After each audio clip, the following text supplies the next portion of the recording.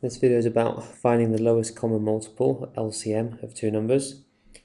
And we use pretty much the same methods we use for finding the highest common factor. We can list multiples, which is good for small numbers, or we could use prime factorisation, which is good for larger numbers.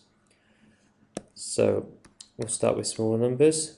If we find the lowest common multiple of 6 and 8, so we can just list the multiples. So for 6, we've got 6, 12, 18, 24, 30. And of course we might not know how many to do, so we'll maybe start with 5, we can do more if we need to. And then for 8, we have 8, 16, 24. Well, we've already got a common multiple. It was the first one in the list. So our lowest common multiple of 6 and 8 is 24, the smallest multiple of those two numbers. Now we'll do one with using prime factorisation with larger numbers. So we'll look for the lowest common multiple of 42 and 60. I'm sure you'll agree we don't really want to be listing the multiples of these. So we start by looking at the prime factorisations. For 42, that could be 21 times 2, 2's prime. 21 isn't, that's 3 and 7, but they're both prime. So the prime factorisation of 42 is 2 times 3 times 7. Do the same for 60, that's say 6 times 10.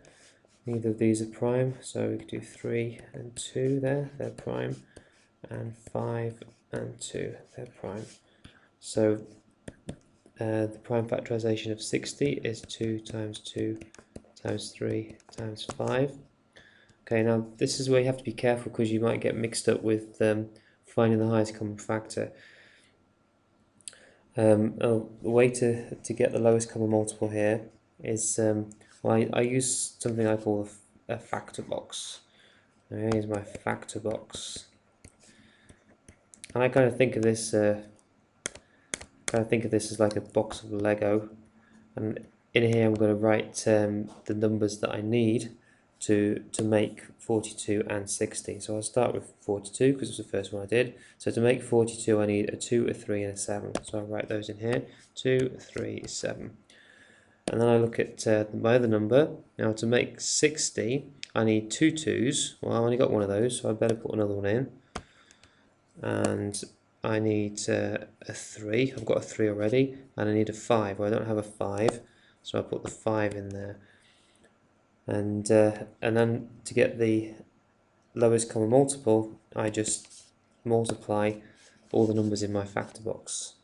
So I've got 2 times 2 times 3 times 5 times 7. So I can maybe pair these up a little bit to make the multiplication a bit easier. Well, 2 times 5 is 10. That's always a good one to look for because I can just multiply by 10 at the end. And 3 times 7 is 21 times 21. And then I've multiplied by 2. They're all done there. So now I'll leave the 10 till the end because that's an easy one. So 21 times 2, that's 42. Times 10 is 420. So the lowest common multiple of 42 and 60 is 420.